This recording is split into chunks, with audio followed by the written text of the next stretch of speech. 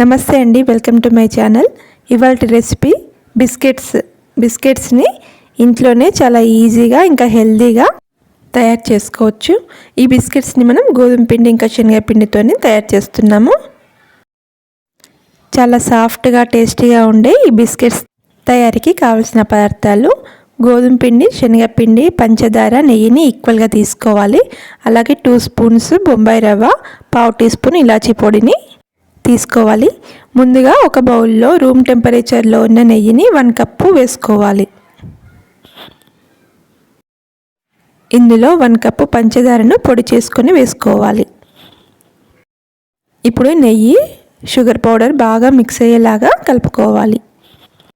ఈ విధంగా creamy texture వచ్చే వరకు బాగా కలుపుకోవాలి. ఎంత కలుపుకుంటే బిస్కెట్స్ అంత బాగా వస్తాయండి. ఇప్పుడు ఇందులో 1 కప్పు గోధుమ పిండి, అలాగే 1 కప్పు శనగపిండిని వేసుకోవాలి. శనగపిండి ప్లేస్లో మీరు మైదా పిండిని కూడా వేసుకోవచ్చు.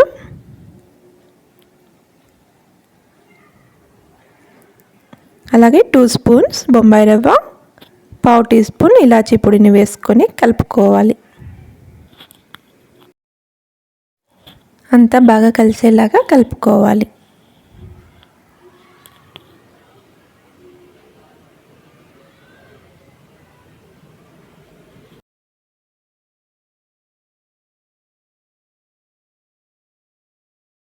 ఇప్పుడు ఇందులో చిటికెడు వంట సోడాను వేసుకోవాలి.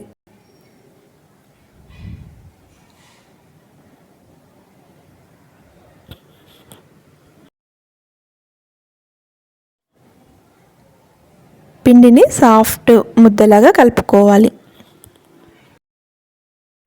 పిండి మరి సాఫ్ట్గా అయినా గట్టిగా అయినా కూడా మీరు నెయ్యిని కానీ గోధుమ పిండిని కానీ వేసుకొని అడ్జస్ట్ చేసుకోవచ్చు.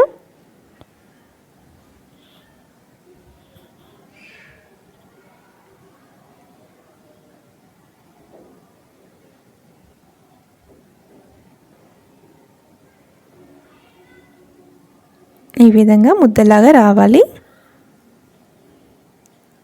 దీన్ని ఒక 10 నిమిషాల పాటు పక్కకు పెట్టుకుందాము.